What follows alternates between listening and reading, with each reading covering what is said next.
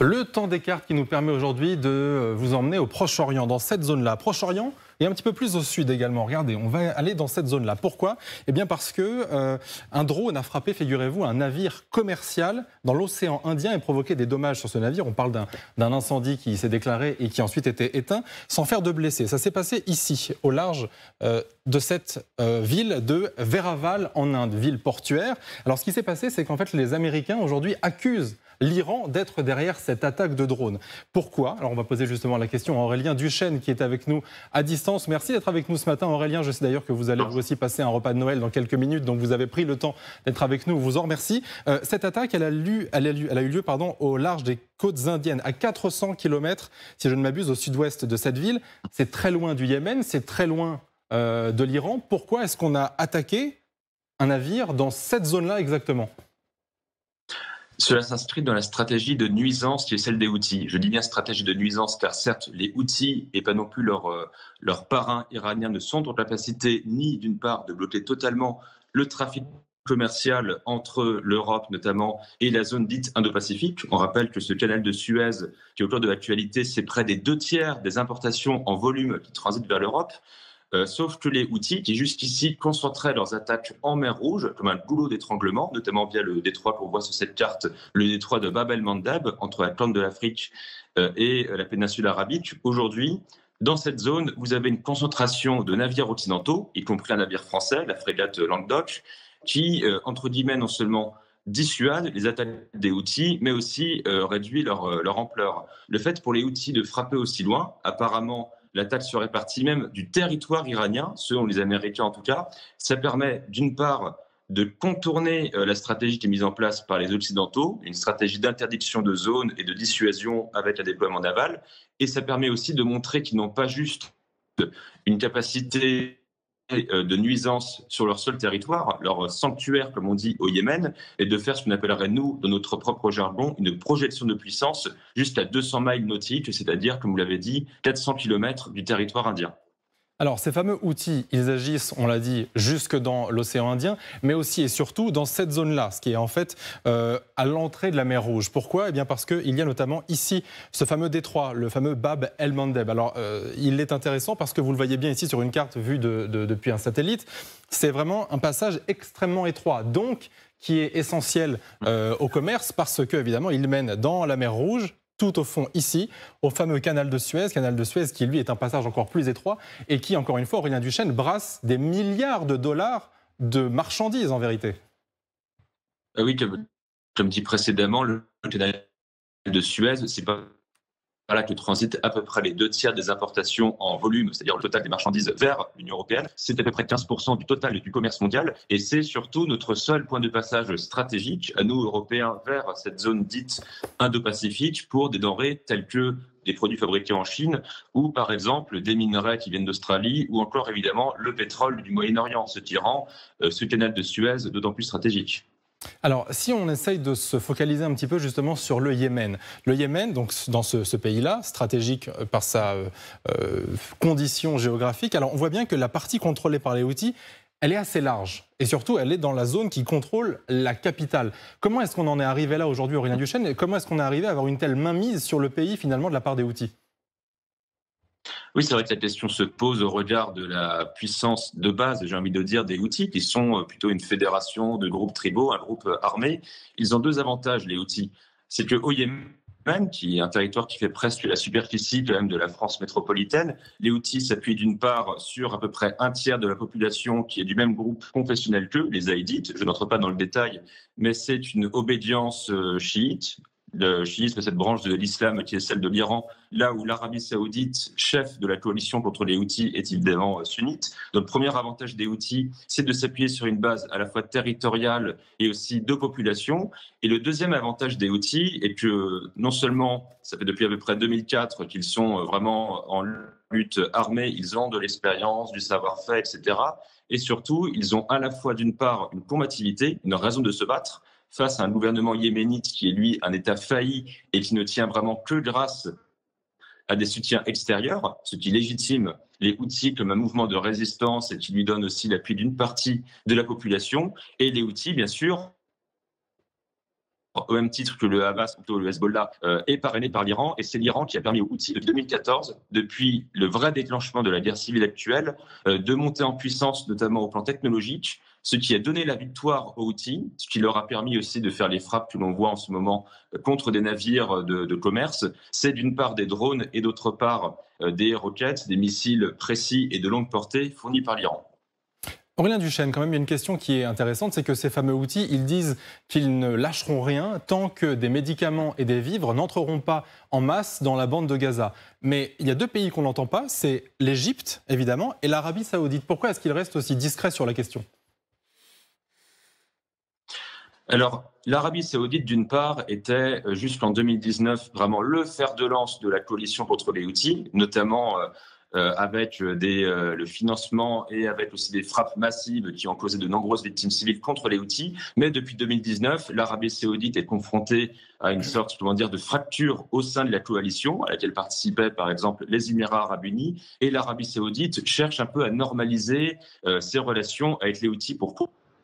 Parce que c'est devenu un conflit dans lequel elle s'éternisait, dans lequel elle montrait aussi ses faiblesses, c'est-à-dire qu'elle est capable d'acheter massivement du matériel occidental, mais ses troupes sont d'une qualité assez médiocre. Et on voyait que ce conflit pour elle était plutôt un enlisement.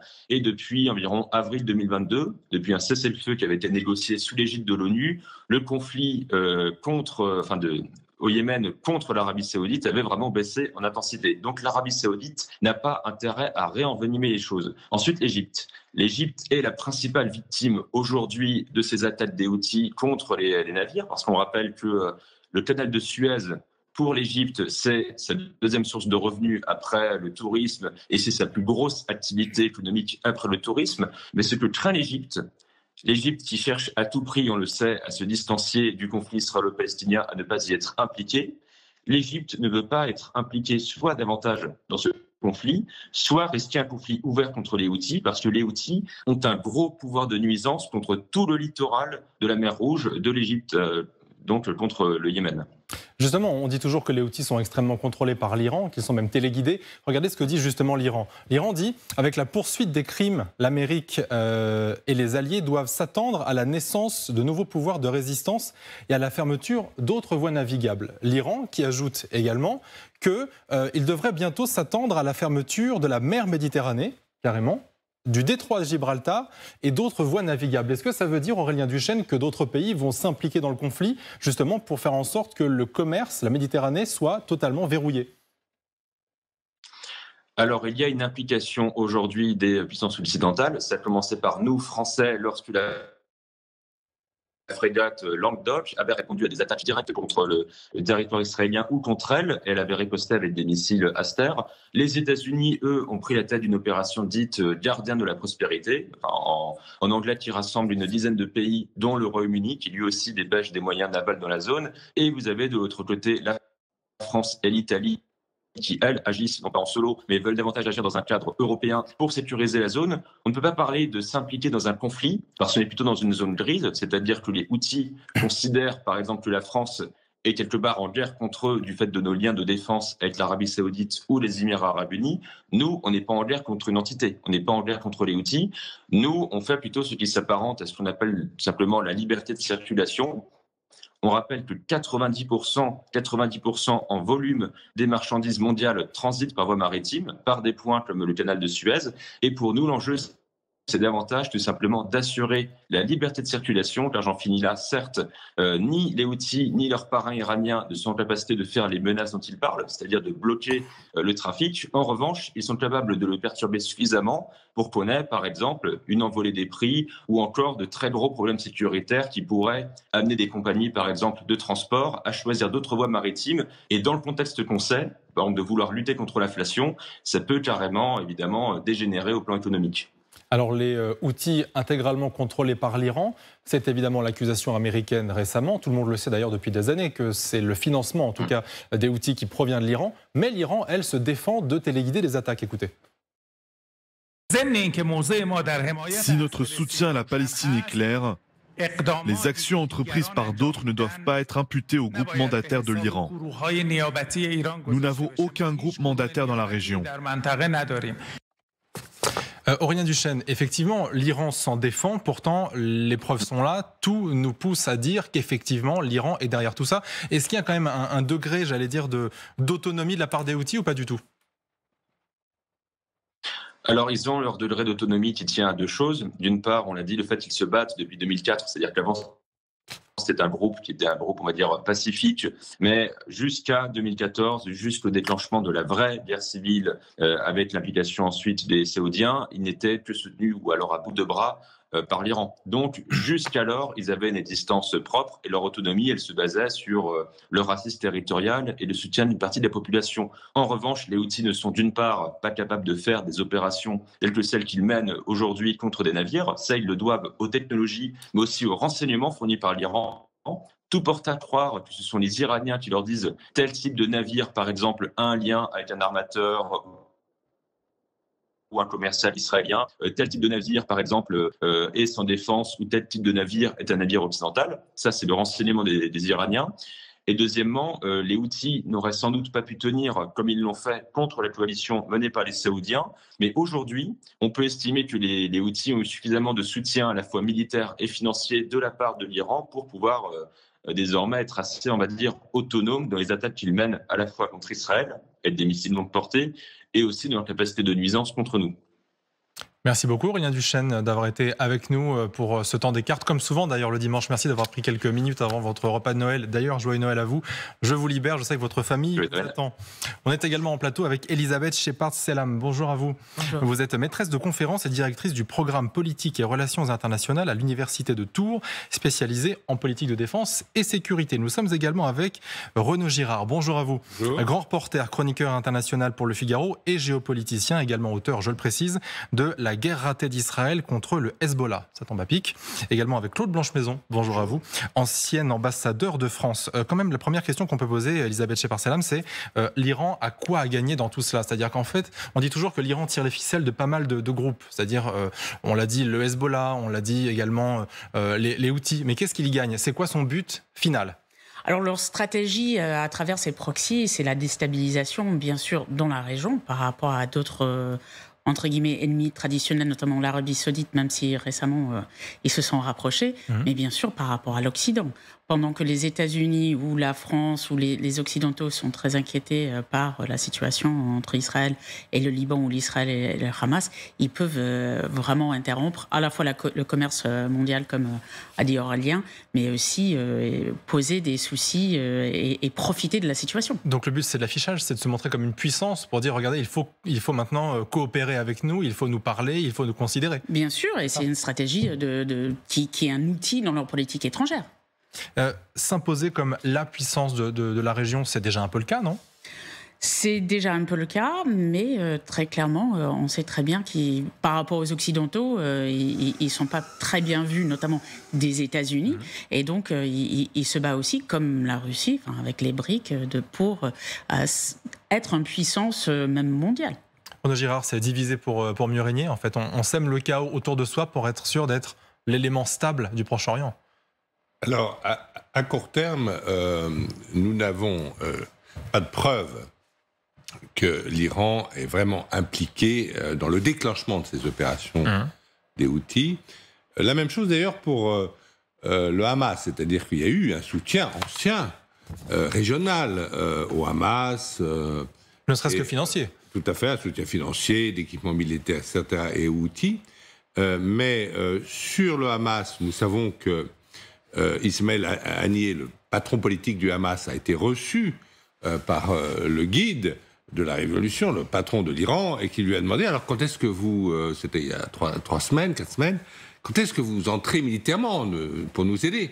Et là, le guide lui a répondu, je suis désolé, vous ne nous aviez pas prévenu de votre attaque du 7 octobre, donc nous vous soutiendrons diplomatiquement et politiquement, mais militairement, non. Alors, sur les Houthis, en fait, si vous examinez la presse en Iran depuis 2-3 mois, les mollahs n'ont jamais été aussi silencieux sur le conflit israélo-palestinien. Pour quelle raison? Mais parce que, en fait, ce qu'ils aimeraient bien aujourd'hui, et ils essayent par plusieurs canaux en dessous, c'est de reproposer aux Américains ce qu'ils avaient proposé en 2005, c'est-à-dire ce qu'on appelle un grand bargain, c'est-à-dire on va tout régler, tous nos problèmes sécuritaires. On va bien sûr essayer de garder notre influence dans ce qu'on appelle l'axe chiite, mais de manière à ce que les Américains lèvent les sanctions. Parce que si les Américains levaient les sanctions, il y aurait tout de suite peut-être 20 milliards de dollars qui arriveraient en Iran. Et surtout, l'Iran pourrait vraiment vendre librement son pétrole à tous les pays du monde, au lieu d'être obligé de le donner avec des discounts à la Russie et à la Chine surtout, Et donc, moi, non, je ne pense pas. Je pense qu'en fait, les Iraniens rêvent. Et d'ailleurs, les équipes de Biden y réfléchissent et continuent à entretenir des chemins discrets.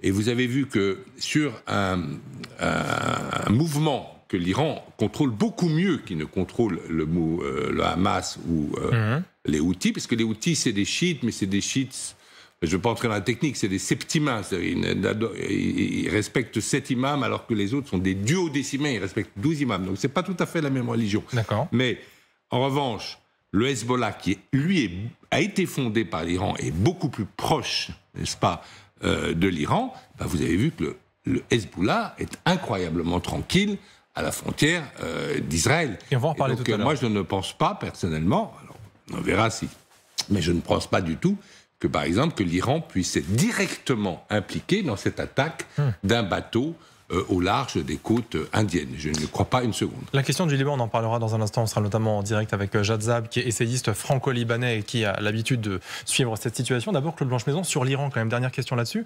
Ce qu'on craint depuis longtemps, c'est évidemment que l'Iran ne se dote de l'arme nucléaire.